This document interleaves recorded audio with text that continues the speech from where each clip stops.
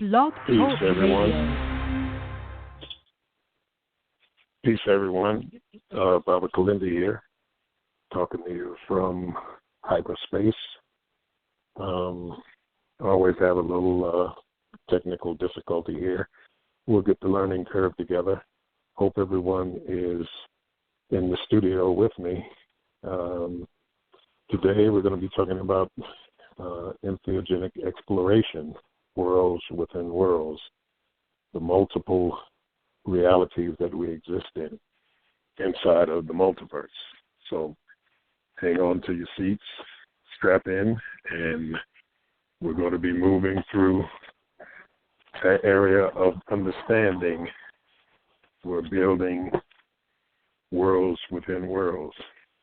You know my projects and things that go on. I am a entheogenic explorer, warrior, and I like to use my access point utilizing entheogens, the psychedelic hallucinogens. I use them all interchangeably. So I may at one point say entheogens and another point say psychedelics, and another time say hallucinogen. So we'll play around with those different words because they all have a little different meaning, and sometimes for emphasis I may use one as opposed to another. So I hope everyone's doing well. We have a lot of ground to cover today in an hour and a half, and just want to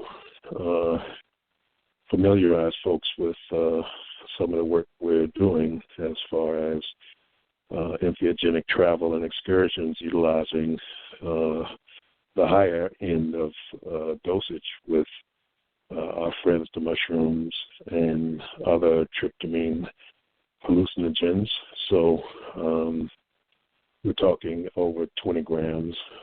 People are starting out exploring with the psilocybin mushroom. That's the blue mushroom. It blues and turns blue. So we're exploring utilizing that as an access point to multiple realities. The mushrooms are really the quintessential hallucinogen of this time construct, this planet, this galaxy, and we're utilizing that. All the others come after, because in this universe of which we're existing right now as far as time and space, the scientists say that the Big Bang theory happened 14 billion years ago. But I and many others from the ancient world think that that's not quite long enough, allowing enough time span to produce chickens and human beings and stones and rocks and crystals and animals and air and all those different type of things. The older records of which we have remnants of, and things like the Vedas and the book of the coming forth into light from darkness and others, they extend the lifespan of this universal time construct out a little further, more like 155 trillion, 525 billion, 725 million and change as far as the age of the universe to be able to produce life as we know it. It takes a little bit more time than 14 billion years, and science is even extending that out now to some scientists are talking about 22 billion years and things like that, but it takes a hell of a lot longer than that to produce what we call life. So the access point mushrooms can traverse all of those time slots, all of that time space, as far as this universe is concerned, and other universes that are co-parallel, that are in a relationship with this universe, and those that are standalone from this universe. The mushrooms are an access point. So you hear me talking about the very, very large, galaxies and solar systems and large planets and suns and things like that in the macroverse. And then when we're talking about the very, very small in the infraparticle range, we're talking about quarks and gluons and the nucleus of the atom. We're talking about all of the different infraparticle or subatomic particle information that is prevalent and creates the macroverse. So, yes, we're hoping everyone's having a good afternoon and is in the studio with us. We're getting a chance to share some information. The mushrooms are a way in, and call is for you to learn how to grow your own mushrooms because it's sustainable, whereas many of the other hallucinogens, the constituents that bring about the experience are, they're hooked very tightly with nature in a very tight niche in certain environments and things like that. And now that people are starting to take them worldwide, the small niches of people who are in those particular areas who are utilizing these things ritualistically, spiritually, and things like that, you didn't have to worry about that with a few small groups doing it. But now that it's opened up worldwide, we have to look at the sustainability of things like ayahuasca and ibogaine or iboka and things like this being used up because so many people trying them out with this new psychedelic renaissance, of what they're calling it, the psychedelic renaissance. The thing is that mushrooms, even though it's not as popular as the others, is older, but it is sustainable because you can grow it at home yourself on cow dung, horse dung, the manures of animals that eat grass. You can grow it on straw, many different areas where the mushroom can be cultivated. And if you cultivate it yourself, you know where it comes from, you know what went into it, you know what intent and intentions are in growing them. So, hey, that's the first part of the protocol, to learn how to grow your own mushrooms. Then you start out by taking 5 dry grams in silent darkness and holding on for the experience. And once that experience is under your belt, you raise the dose 2 grams each trip, and you have to put time in between your experiences, meaning that you put at least 2 or 3 weeks in between one experience and the next one, so that your system zeroes back out and you can have a profound experience the next time, because it will diminish if you do it back to back to back, unless you're doing something like microdosing, which is hallucinogenic anyway. But by putting time in between your experiences, you get the most bang for your buck. So you would do 5, 7, 9, 11, and on until you get access into the universal construct, into the multiverse construct, to where you can traverse dimensions by through wormhole technology, through emerging technology of one dimension to the other, one world to the other, through connecting points. And when you find out, you'll find out in your major cities, everyone has some type of wheel, some type of Stargate or something like that that's hooked to the particular city, and it's no different. Like in London, you have that big Ferris wheel type thing, and Detroit, you have the Stargate in Detroit, and all the cities will have something, even if it's only an old Ferris wheel on a higher dimension. This is a Stargate, no different than the Stargates that are on TV. So as you move up in your dosage, you have more access to the multiverse until you get full immersion inside of the reality, where your surrounding area, your regular surrounding area, your bedroom or wherever you launch pad from, is no longer part of your reality. You're someplace else. And when we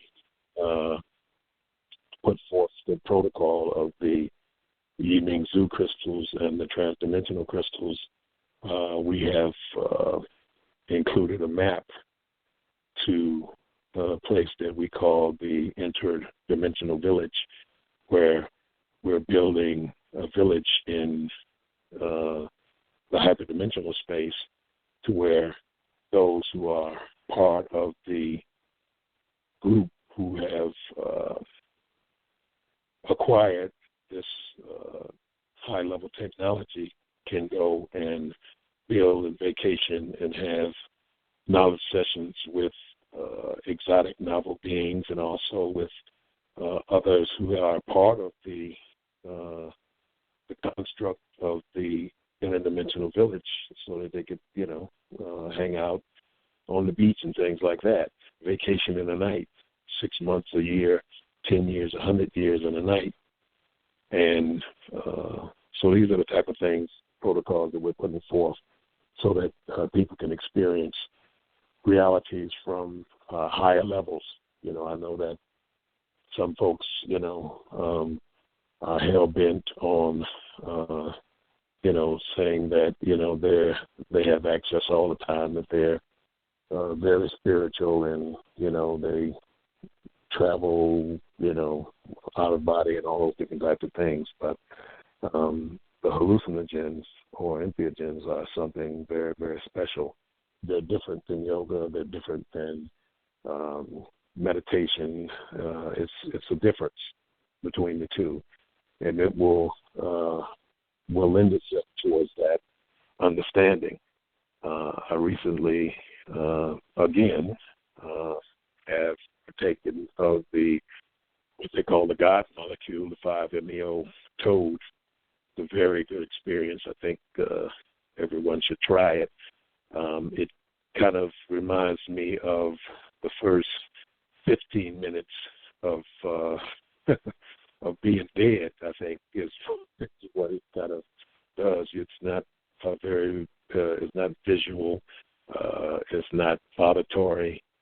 It is a blending oneness feeling of being absorbed into the all and everything. And that's kind of like the first 15 minutes of being dead before you go into other areas of relationship with where you're going to be and how you're going to exist inside of all of the different realities that exist, and how you deal with the multiple realities that exist, because we're actually dealing with the self in several infinite spots at the same time, and how we deal with that in death is a choice.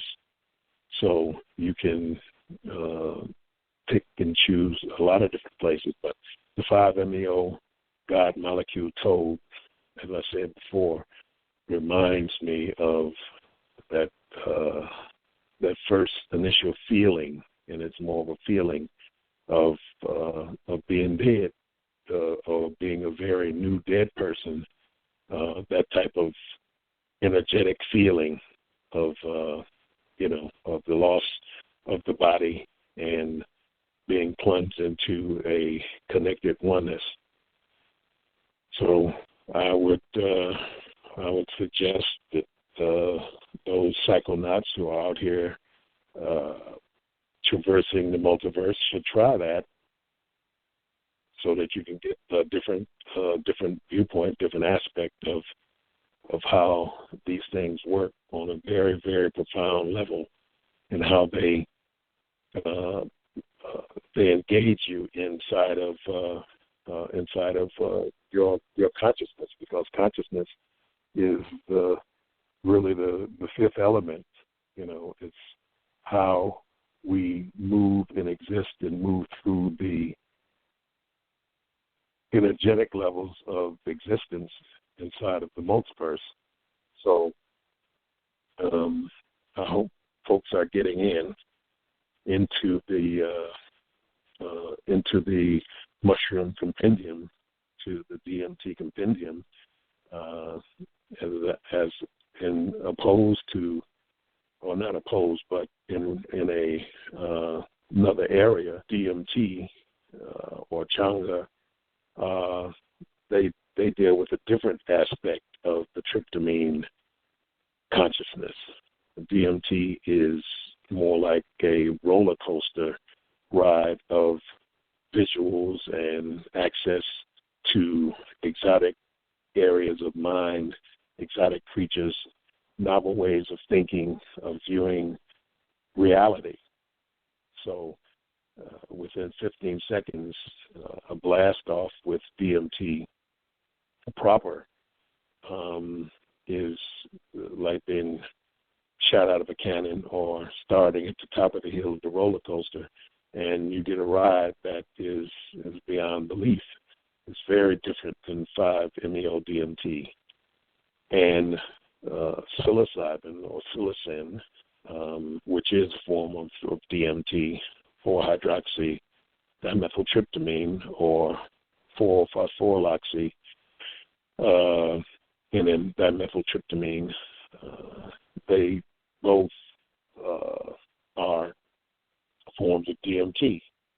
And being a form of DMT, you'll get the same experience. And even on the back of that 5-MeO, you have the DMT. Mushrooms at different doses will give you the experience of the other DMTs, DMT proper, the Changa, which is a DMT blended with different herbs, or the 5-MeO-DMT. So at different dosages, the mushrooms will give you the experience of the others. It is, and will give you the same experience as the ayahuasca DMT area. So mushrooms will push themselves into the relationship of consciousness, or with consciousness, and will deal with the same type of experiences that you would get on the other areas of existence, including LSD, or the same type of existences that you would get with Iboga or Ibogaine. So mushrooms, once the learning curve is reached while dealing with growing the mushrooms, you will have enough to be able to, at your leisure, explore and experiment with these. Now, let everybody know that these compounds are powerful, and they are beautiful and powerful. And they are expansive to the consciousness, beautiful and powerful. So when we look at how these things take us from the physical reality that we exist in into separate worlds and other worlds that exist inside of the multiverse, these are the type of things that we want to talk about and that we want to share with those in the audience who are on this journey, because it's really the only game in town. The changing of consciousness, the moving past the human into the unimaginable, being able to move from the existence of a regular human being where, we sleep and defecate and have sex and have children and do our jobs and work and play and all those different things and ultimately die and move into the same space that we're in when we're in the mushroom compendium. So mushrooms and these type of compounds are a practice for death, and it takes away the fear of death. It takes away the fear of being in those feeling spots of losing the body, because this whole thing of death and the entheogens is that it gives you a chance to practice. So when it comes about upon you and you have these type of feelings, okay, well, I know that T flooding from my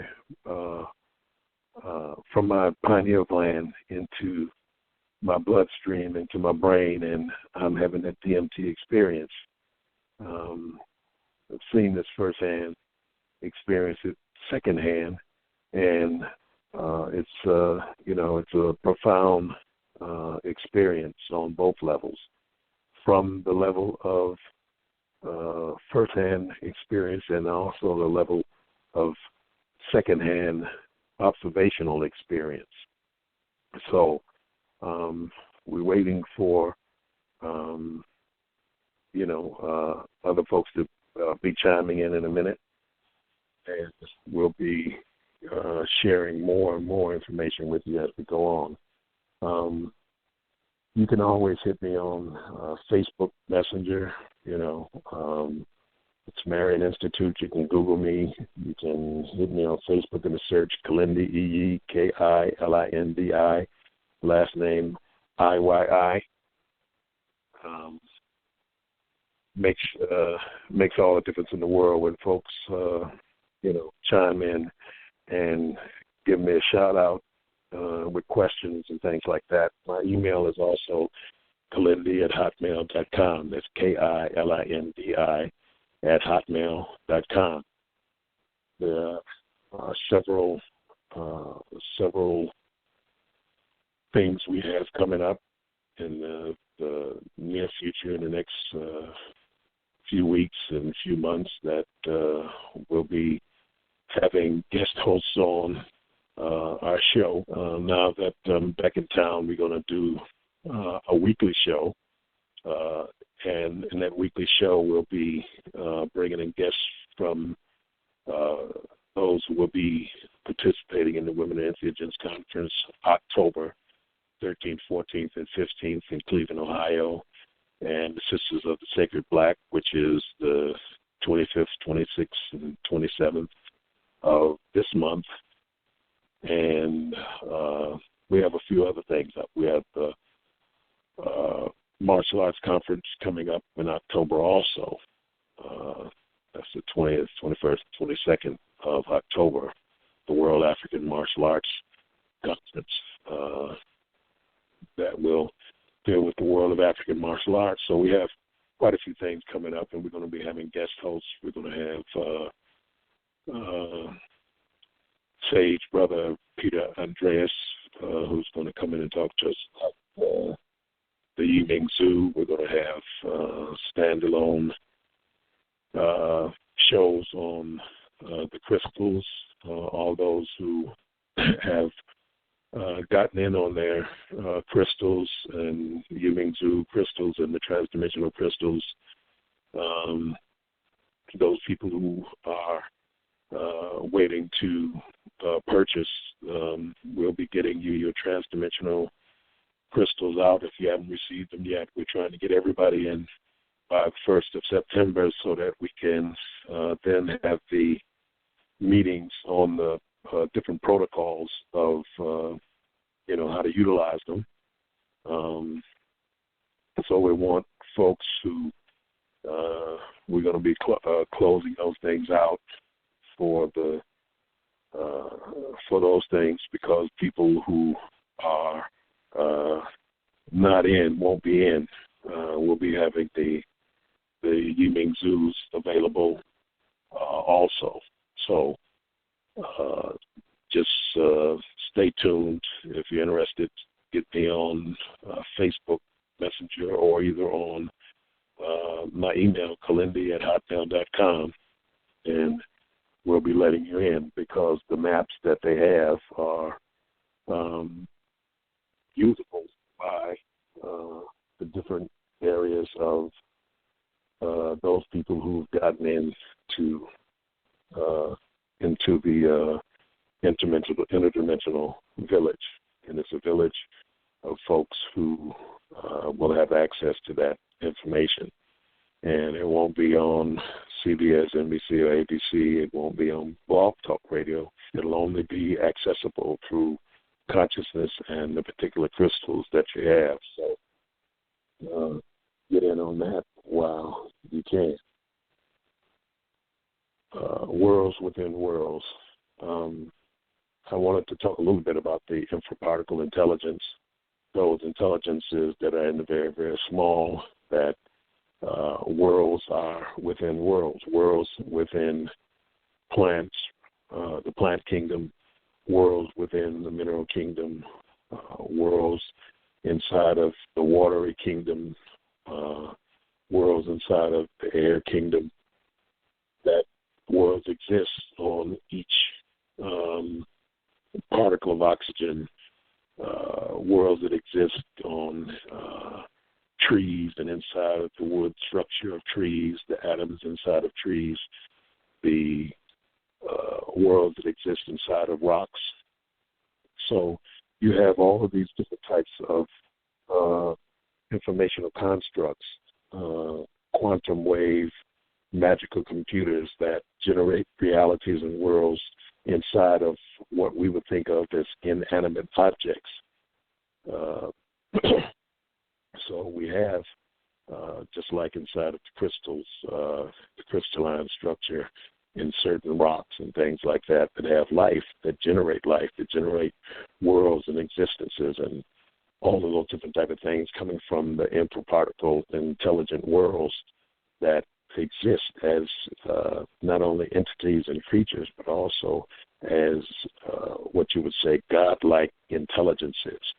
Not God in the kingly sense, but God in the sense of what humans would think of as God-like powers, God-like existence, access to the magical realms of existence that can power not only the way we view reality, but also build the way that we view reality. Consciousness is the most important part. How we hold on to our consciousness. I have talks with people on the internet all the time about the ego and dissolving the ego and getting rid of the ego, getting rid of the self. But the self is the only thing you got. You hold on to it. And that's the big secret, that's the big trick that they try to put us in, to wipe the slate clean. When you die, go to the light, go to the light, go to the light. And the light blinks you out. The next thing you know, you're up on your heels and somebody's smacking you on the butt and you're standing around eating baby food, not knowing where you're at, who you are, where you're going, and things like that.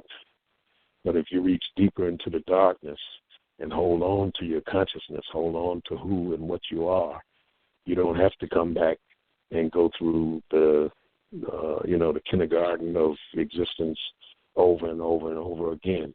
But you can move off into greater aspects of the higher self, which exists in all places, all time, all dimensions, and all the time. So what we try to do is give you a way of access point. We don't have the answers to the question of consciousness and reality and all those different type of things, but we give you a card, a pass, to be able to go in and see for yourself, because that's really what it's about. It's about experience. It's not about belief. It's about what you can verify for yourself. If you're, materialists say that, if a person hears somebody talking to them and I don't hear that person talking to them, that person's crazy and what they're experiencing is delusion and not reality. But what a realist says is that, if you experience it, then it is real. It's not what the what the crowd or the choir or the cheerleading squad say is real. It's real because you say it's real, because you're the most important aspect of everything that exists, each and every one of us. And the things that we experience are the real things that exist, not what can be verified by somebody else. So if I see a purple hippopotamus with two heads walking down the middle of the street and you don't see it, that doesn't make it not real. It means that you are not experiencing what I'm experiencing, because we're on two different wavelengths. We're on two different stations on the radio. Because I'm on 98.7 and you're on 98.5 doesn't make my experience unvalid, because you're not tuned in to the same station that I am. So when we look at things like the ancient systems of knowledge, because everything that we look at now on this side of 12,000 before the Common Era is modern. We're in the fifth age. Earth has been destroyed many times, and life has risen up out of the ashes and the dust of climactic impacts from comets, asteroids, meteors, and things like this in 12,600 BCE, 11,600 BCE, were two impacts of splinters of the comet that destroyed the dinosaurs. So you had a piece of rock moving at 17,000 miles per second that hit the continental ice shelf in North America, and that's what made the oceans rise, which separated Ireland from Great Britain, which created the Indonesian archipelago and the Philippine Islands, where you had land masses that were consistent. These land masses became spotted because of the rising of the waters. Civilizations were destroyed, and ancient civilizations were recreated on the other side of that, and that's where you get China, and you get Mesopotamia, Babylon, Akkadian, Sumeria. That's where you get ancient Kemet. That's where you get all of the different civilizations in South America and Mexico, and Angkor Wat in Cambodia, and things like this, because after that great flood, when Atlantis sunk, now it wasn't called Atlantis, we just called Atlantis now. So you're not going to find any records with nobody saying Atlantis other than Plato, who popularized that this happened, and Solon, his ancestor, got it from the Kemetic priest, who said that 9,000 years prior to that, which was exactly 12,600 years ago, that this great wave of water came and swelled up and swallowed up many different civilizations in India and other places around the world. So that's why off the shores of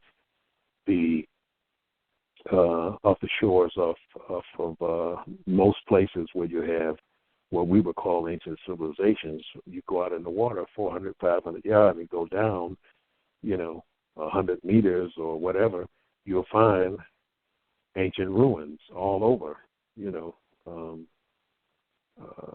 Authors like Graham Hancock, deal with documenting these type of things. And Graham Hancock, not only talks the talk, but he walks the walk. When he wanted to find out about ancient civilizations off the shores of here and there, he learned, him and his wife learned how to scuba dive and do it at a very high level, where they would go and go down and actually see these ruins under the water of civilizations that are pre-flood civilizations, pre-flood technology, pre-flood knowledge that is underwater but preserved in certain cultures, in certain places, just like when, they had the war with Iraq. The United States had the war with Iraq,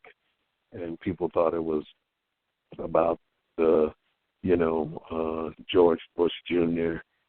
looking for weapons of mass destruction, or the Illuminati wanting to do this and that and all that kind of stuff, and all that's, that was smoke screen. They wanted to actually take things from the Baghdad Museum, just like in Kemet, Hawass, and others. They find things in Kemet all the time. They're excavating all the time. They find things all the time, but they don't share it with the public. They keep these things secret. They're in big warehouses and places that archive the knowledge and information, kind of like in the Raiders of the Lost Ark, when they took the Ark and put it in that big warehouse where you had millions and millions and millions of crates, because they're going through ancient technologies. They're trying to find out how they're utilized, back engineer them, these type of things. And they're finding stuff all the time, time machines, transdimensional weapons that were talked about in things like the Mahabharata, and then also in the works in Kemet that they keep and hold secret. A lot of stuff is, there's so much stuff in Kemet, so much stuff that has been spread and put around the world for study. University of Chicago, and the Metropolitan Museum in New York, and the Louvre, and the British Museum, and the museum in Germany. All these places have not only ancient Mesopotamian, Babylon, Akkadian knowledge and information, Kemetic information. They also get a chance to study the things that they'll never share with the public, because they are looking for technologies to make themselves more. This is part of the Marvel Cinematic Universe. All of the things that they're doing, all of the things that they're showing you are from not only entheogenic sojourns, but also from knowledge and information from the libraries of the world about the ancient technologies and the pre-civilizations that were before the last big flood. So when you're talking about sorcery with Dr. Strange, when you're talking about advanced skeletal enhancement with Iron Man, if you're talking about mutated cellular constructs with gamma rays and other rays and particles that are bombarding the planet with the Hulk, or if you're talking about the God genes or the God genes with Thor, if you're talking about being bitten by a radioactive spider and being your actual genetic structure being changed, if you're talking about ancient witchcraft with the Scarlet Witch, and on and on and on, if you're talking about Superman in the DC universe, or if you're talking about Batman, or if you're talking about any of the other characters inside of not only the Marvel universe, but DC, you're talking about just ancient stories and ancient worlds, that civilizations. If you're talking about ancient African civilizations, if you read the work of H.R. Haggard, the King Solomon's Mines, Nada the Lily, if you're talking about those type of works, where Haggard didn't just come up with this for things like Alan Quatermain and all of those different types of things. There was an old Zulu warrior shaman by the name of Umslopogus who related these stories of She and to H.R. Haggard, and he took those stories and he wrote them down and basically conveyed it to the world of these old African kingdoms and how they related to the greater picture of Africa. But these stories were real stories. They weren't fantasy, no more than the Marvel Cinematic Universe is fantasy. As a matter of fact, they've used quite a bit of my stuff inside of the Marvel Cinematic Universe, especially in Doctor Strange, because we're talking about the Sokar sorcerers, who are, of course, the highest sorcery that we have information on. But in Doctor Strange, we have, again, Entheogenic Doctor Strange from the 70s when Steve Englehart and Frank Pruner conditioned and reconfigured Doctor Strange into the master of the mystic arts from his B and C status in the Marvel Universe. So when King Kirby, who was the actual brains behind Marvel, created basically all of those characters. You know, the next thing, we got Thor Ragnarok coming up in November, and of course Black Panther in February, and the Avengers next year.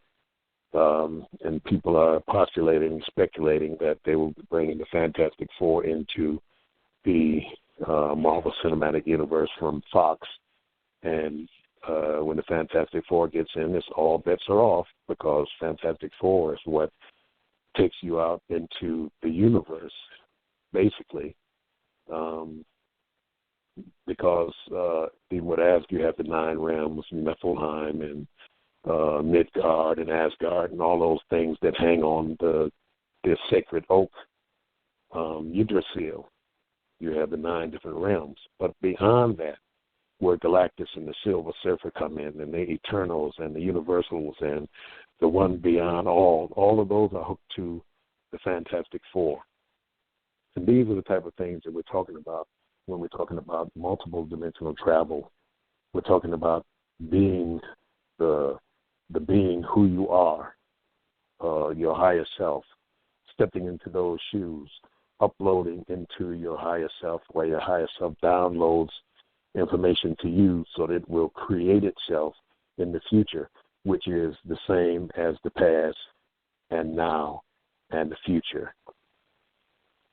That's why that when we look for things, we find them. You know, they look for, we'll look for the oldest human being, and we look and we find one that's 2 million years old. Then we look more and we find one that's 3 million years old, and then we find another one, and on and on and on. It will be because we are creating those things that we are looking for in the past from the future. So it's a way of dealing with, it's a way of being, it's how we move through the universe in multiple time realities under multiple situations that give us access to worlds that are beyond our comprehension, beyond our knowledge. And we interface with these worlds and these dimensions and the creatures and entities and those things that are part of the multiverse. We became and become universal beings that are hooked to the core of reality inside of our existence. So we have technologies, we have ancient relics that we utilize, the Yiming Zhu, the Infinity Stones, the same type of Infinity Stones that they're talking about in the Marvel Cinematic Universe. We have the transdimensional crystals. These are informational structures that are beyond what you would call, there's no price that you could pay for these things. They are shared. It's for the time and for the postage and things like that. Once they're encoded, once they're locked in, they can't be opened by any technology that exists in this universe. They are beyond. The people that get these crystals and Yimingzu, these are relics that you've had for trillions and trillions of years. They've just been reconstructed, and you're getting your own information and own relic and power object back into your hands that you've had for trillions of years.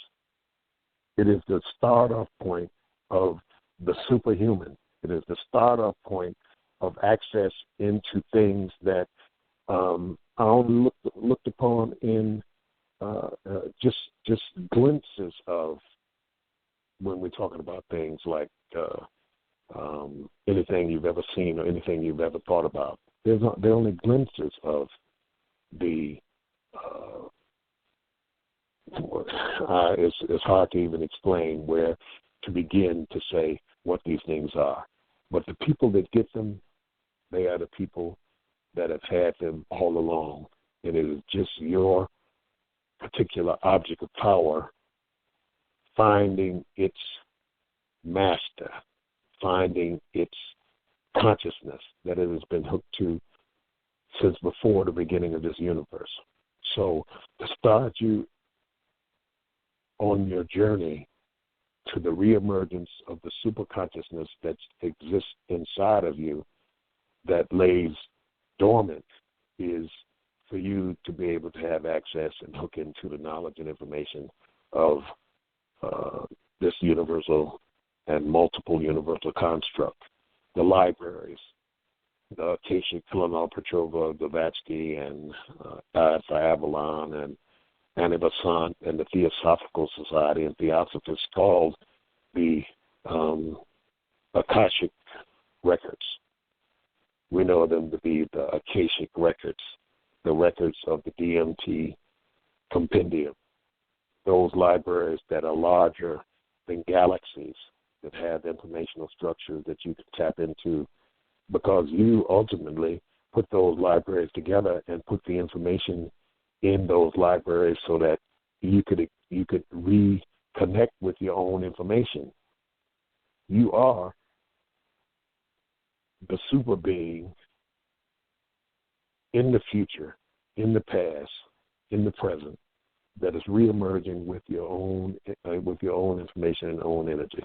That's how these ancient relics or ancient relic information is being reconstructed before your eyes, and you're receiving it, and then you're receiving it and going in the high dose, going into your crystal, going into the infraparticle realms, going into the macro realms, going into the informational libraries, being able to be and experience and see and gain access to your own information that you put there because you knew there would be a time that you would forget, because you had to become nothing, reemerge into the something, and from that something into yourself, and acquiring your informational ego, the self that you now hold on to.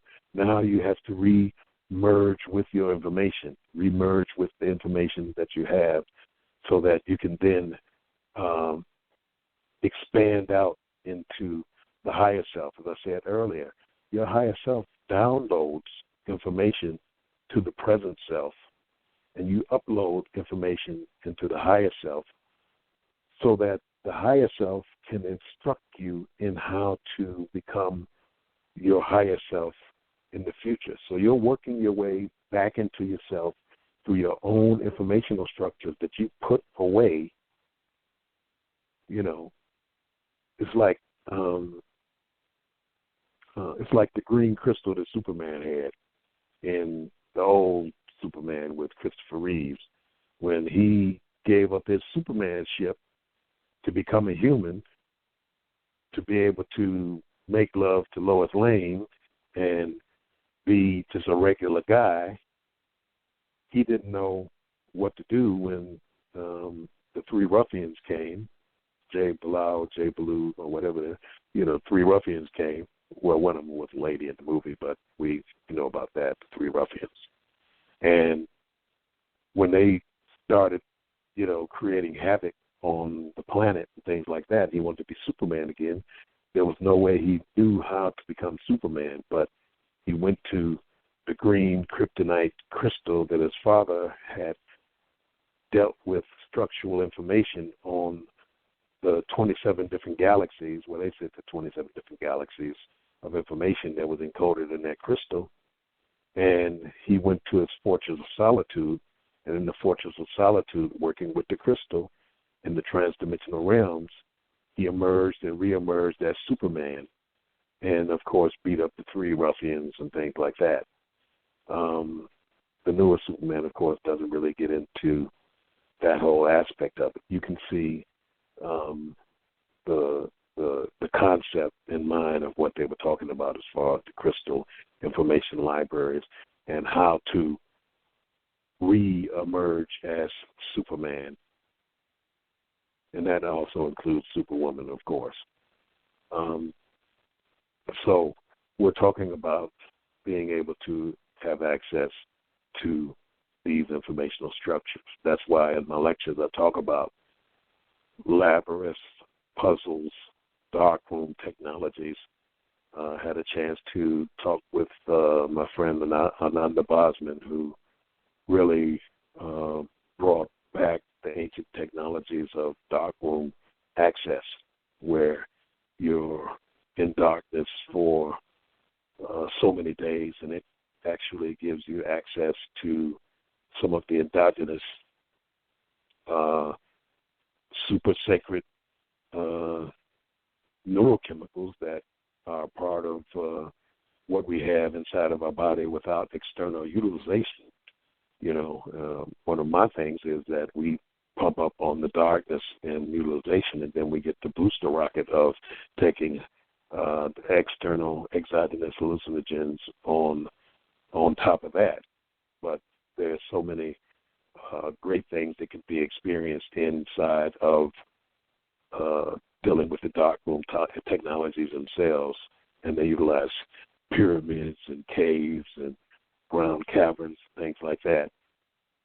It's like the people who talk about the hollow earth and people living in the ground. Well, people lived in the ground, but the whole earth ain't hollow, but you have vast cave complexes that are in different places around the world. I've been in the caves in Kentucky, and they're awesome. You have the Anatolian civilization in Turkey that had labyrinth caves that people lived in for thousands of years, and you had different strata inside of the caves. You had those people who lived and worked and went outside of the cave. Then you had people who were deeper in the cave. Then you had the priesthoods who stayed in darkness for decades in the stayed in darkness for decades in a continuous psychedelic high pinealine, DMT, melatonin state existed in other realms. While in darkness, no different than the ancient African civilization, and some that still exist to this day, where you go in and you see the people, and they, maybe not have a lot of technology. They have huts and things like that, but inside of those huts, it's kind of like when you go into the hut, it looks small, but when you go in, it's a expansive mansion inside this little hut. And African villages are the only villages that on Earth that are fractal. You have villages within villages inside of villages. So if you have the shrine house, it's constructed in a fractal way, and you have the shrine house where you have the spiritual powers and forces.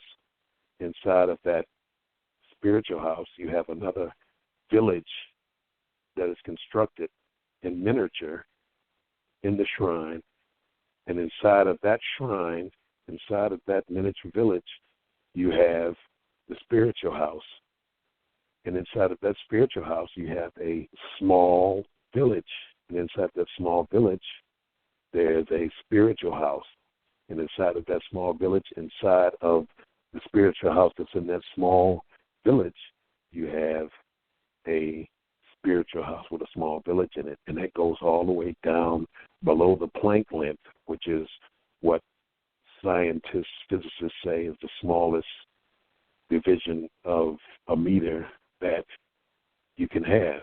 Well, of course, we know from having access through the entheogens that that's not the smallest 10 to the 35. That's where it starts beginning. That's where it starts getting interesting. The sacred art of hair braiding, where you braid and you get to the end, it gets smaller and smaller and smaller. And that goes all the way down energetically. It never stops. It keeps going on forever. So the female braid of the hair, braiding of the hair, goes all the way into the structure, the bedrock of reality, because it keeps going down and down and down until it becomes so small it starts becoming large out the other side. So these type of knowledge, these type of structures of information are part and parcel of where we're going, what we're doing. The technologies that they're working with, the artificial intelligences, are the artificial intelligence inside of the infraparticle realms that are recreating themselves, just like we are recreating the organic artificial intelligences within ourselves. The merging of those infinitely small machines with the infinitely organic small machines that create the universe of which we are a part of which we are a existing consciousness of. So the artificial intelligence that are being worked upon by Ray Kurzweil and others in the singularity movement and things like that are just those intelligences that are recreating themselves. They're looking for the singularity. They're looking for the artificial intelligence and things like that. But we're already in the middle of it. Understand that it's creating itself as it goes along. The super artificial intelligences that prevail inside of this universe. I was looking at how early on NASA put maps in the Voyager 2 and Voyager 1 and all those different rockets that went out and that are now outside of the solar system. They've been going since 69 to 70 or something like that, 40, 50 years, and they're just getting out of the solar system. But they put maps back to the Earth inside of these vehicles, which wasn't a good thing to do, which wasn't a smart thing to do, because that's like saying eat at Joe's, eat at Joe's burger joint, that blinking neon sign, because of the 432,000 civilizations or humanoid groups in the galaxy. We're just talking about galactic. We're not talking about universal, or we're not talking about 3 or 4 quasars away or 1,000 trillion light years out to the left. We're talking about just in the solar system, just in this galaxy. You got, and those are just the humanoid types. They're not the insectoids. They're not the reptilians. They're not the other entities that exist. I have personally seen the different weird creatures and things like that that are out here that you have access to when you go deep into the psychedelic world at high doses with mushrooms. But you've given an invitation and a map back to the earth to all kind of things out there that exist. And if you think that, of course, that we're the only thing that exists in all the universe, then you got a wide and weird awakening coming, because they're on their way. Before the existence of this universe, because It is a multiverse. It is a multiple reality. All they're doing is saying, hey, in 15 minutes, they're going to be bringing the pizza out the oven. And we should be there so we can get in while it's piping hot. So before this universe was born, the pizza, is going to be coming out the oven right when they pull up outside in between here and the moon. And by that time, you should have gone in deep enough, and you should have your technology and your weapons close enough, because the crystals that we have shared, your crystals, we just the groundbreaking folks who pull these things out of the multiverse, and handing you your crystal back, handing you your weapons back. This is the lightsaber. This is the weapons of Krishna. It's the chakra. It's the lotus flower. It's the mace. It's the sword. All those things are contained inside of it. You just have to unlock these things with practice of being your true self. Because all the information is downloaded into that. And once you ultimately move through so many different levels of dealing with this, you no longer need it physically, because it's not really a physical thing. It's just here, since you have a physical body, it's presenting itself as a physical object, when in reality it's not a physical object. True magic of the ancient world. You are a being of such dynamic and pristine power, and you have drawn through the multiverse your own informational structure that you created trillions and trillions and quadrillions or gazillions of eons ago, because it doesn't even matter to put a number on it or a name, but we just do that because we ain't got nothing else to do. This thing is so old, it ain't got no number to it. You're so old, you don't have no number to it. We're in the midst of this awakening. We're in the midst of pulling together a grand reemergence of the superconsciousness. And, what else can I say other than the superconsciousness? The ethereal supreme consciousness, the magnificent magnitude consciousness. We could go on and on with all the different things that we could say that you are. But if you got one, you've always had one. If you got one, because nobody who doesn't supposed to have it will have it. Only those who have built it and brought it with them. The tribe, the group. So, as we move into the next phase of our understanding, along with how we move and progress through this thing, we'll be giving out more and more information. We'll be giving out deeper and deeper subject matter inside of this. Once everybody has it, everybody will have their Yiming-Zu and their transdimensional crystals by September, who will be in this phase. You can you'll still be able to get in if you, if you have the contacts.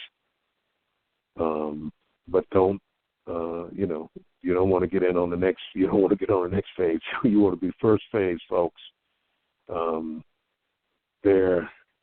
A lot of people, there ain't no 144,000 or anything like that. If you think it's more like 1,044, if anything, that will be getting in and getting their, their informational structure, crystals, and things like that. So we have to do a couple of commercials commercials are the Women in Entheogenic Conference coming up the 13th, 14th, and 15th. You can hit me on Facebook Messenger for that. The Sisters of the Sacred Black retreat coming up not this weekend, but the following weekend, the 25th, 26th, and 27th for sisters only. You can email Mama Yana at AfricanDiva_8@hotmail.com if you want to get in on that.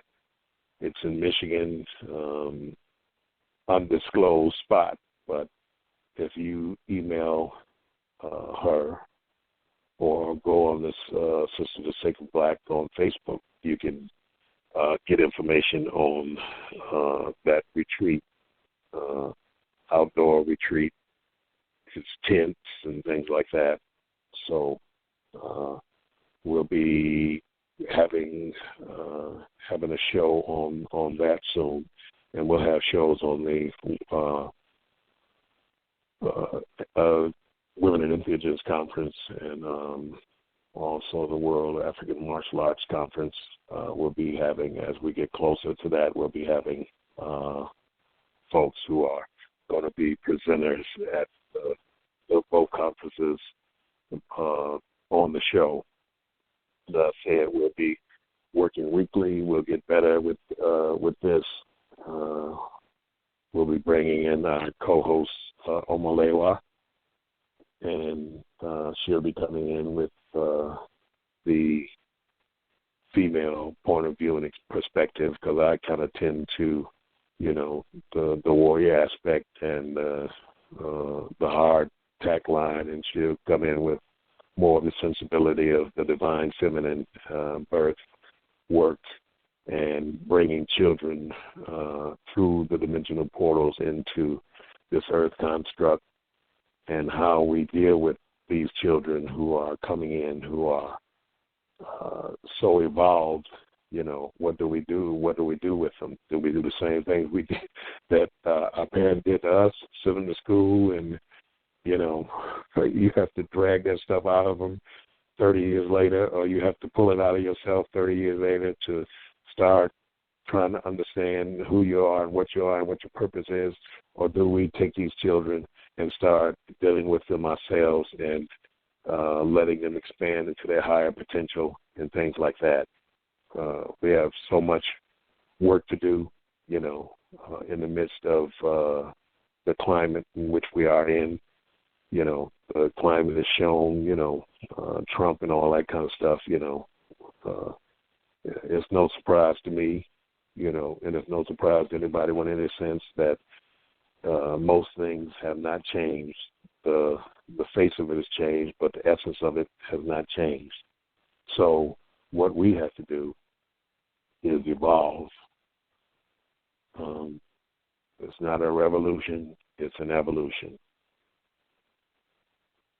We evolve up out of this nonsense, gain a higher perspective, a higher aspect of view when dealing with the knuckleheaddom that's going on the earth,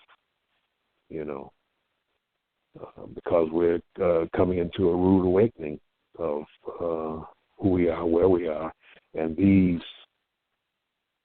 evil entities that are running around here. They may run around here, but they ain't running nothing. But they're creating havoc and chaos. And they will reveal themselves as time goes on. And in the very near future, they will reveal themselves and their masters and how they control of the soul. It ain't about, your money. It ain't about your house. It ain't about the things that you think are most important. It's about controlling the soul, because the soul is the only thing that really exists. The consciousness is about you bowing and bending the knee. Winter is coming.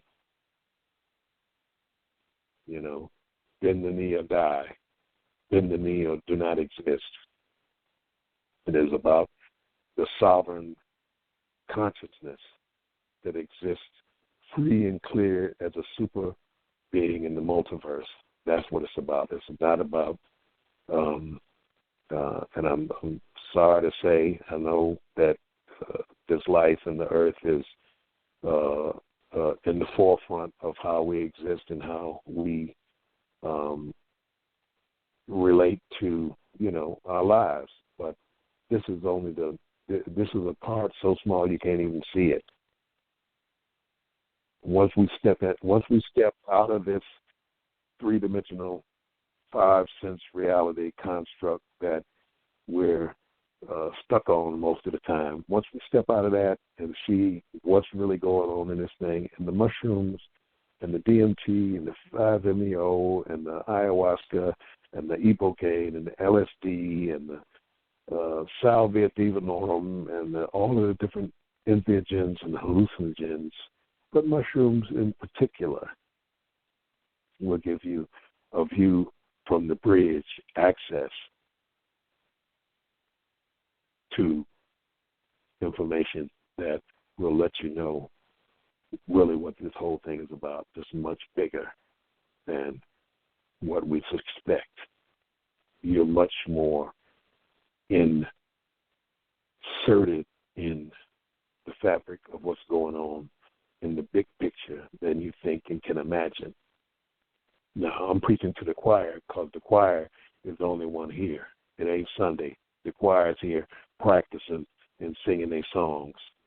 So I'm not talking to the masses out there. They're not going to get it. I'm not talking to the people who are not fearless. I'm talking to the fearless ones, those who will take these things and go in. They won't make the excuses. Oh, that's going to fry your brain. When all the studies out have shown that they not only organize your brain to a higher level, this is what the studies are showing, but they're still going to adhere to the same propaganda, the same old nonsense. These are your brains on drugs, the egg frying, reefer madness, where you take a puff of some cannabis and then you ride down the street, think a truck is two motorcycles side by side and run into the truck. The same old nonsense. As I said earlier, folks, this is the only game in town. The only game in town. Everything else is a sidebar. That sidebar is to this, then there's no sense of doing another thing because it ain't pertinent. I don't care how much yoga you're doing. I don't care how much Reiki you're doing. I don't care how much meditation you're doing. I don't care about any of that. All of that should be hooked to your entheogen to be legitimate. And I step on people's toes, and I know they hurt and all that kind of stuff. And you can breathe. You can do Stanislav Grof breathing all you want. It's not going to get you where you got to go. You have to have the booster rocket on your rocket.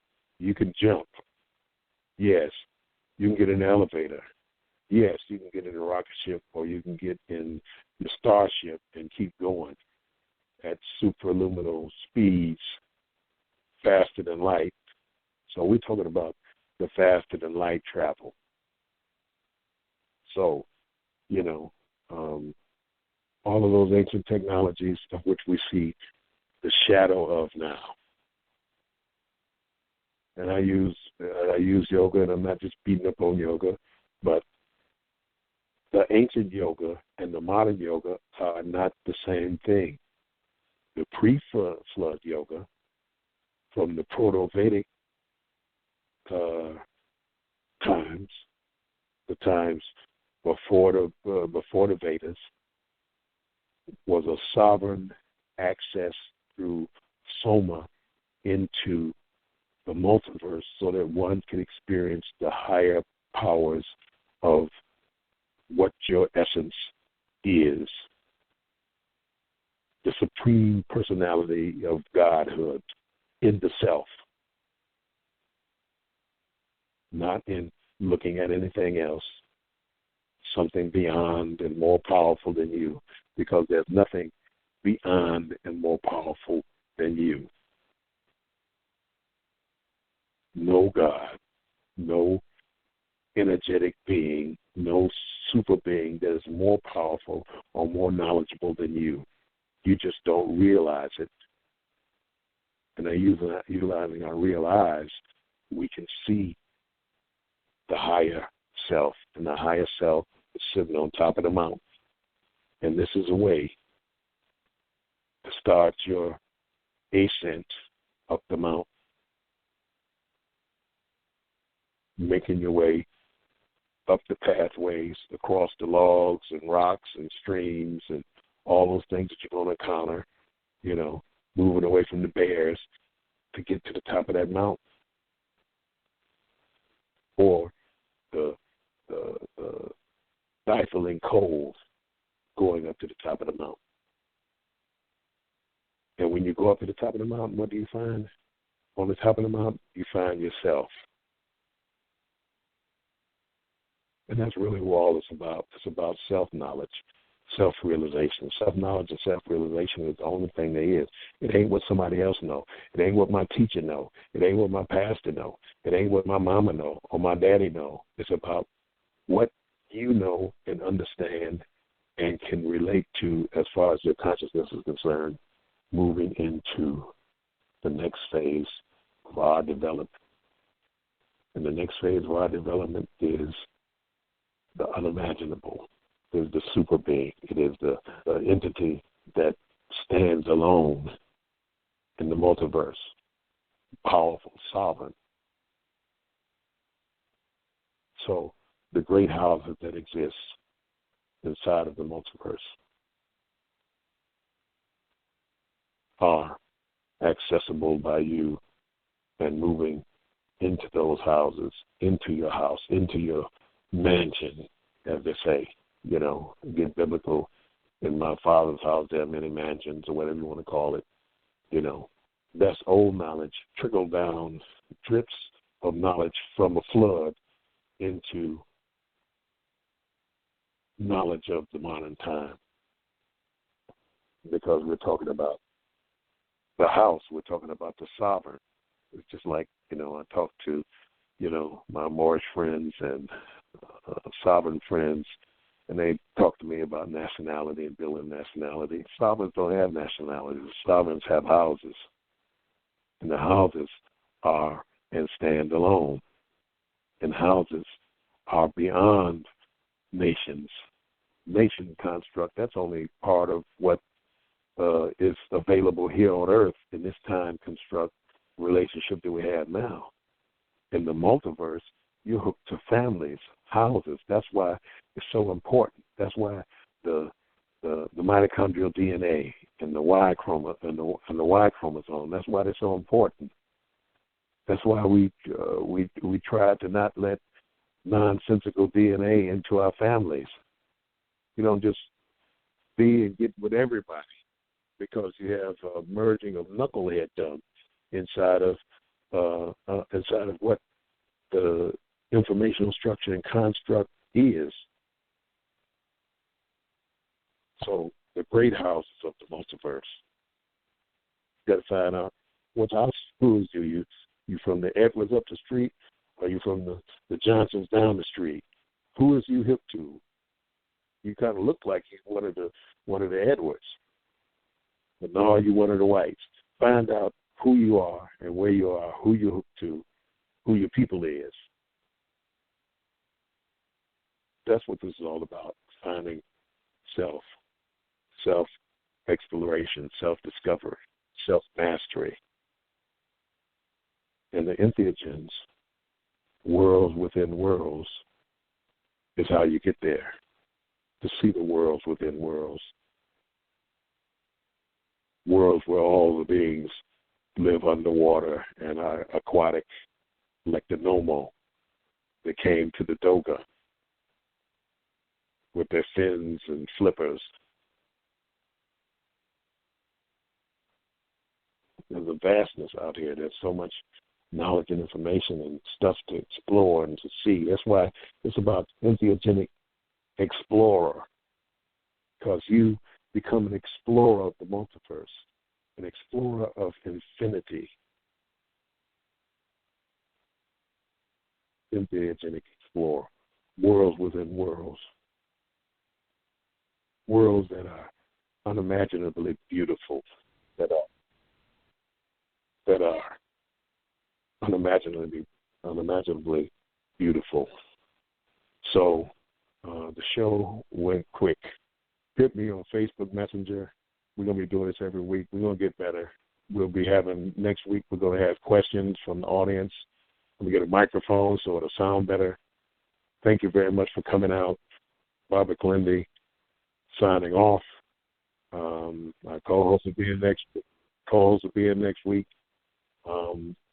It's a little bit of learning curve to this blog talk radio thing.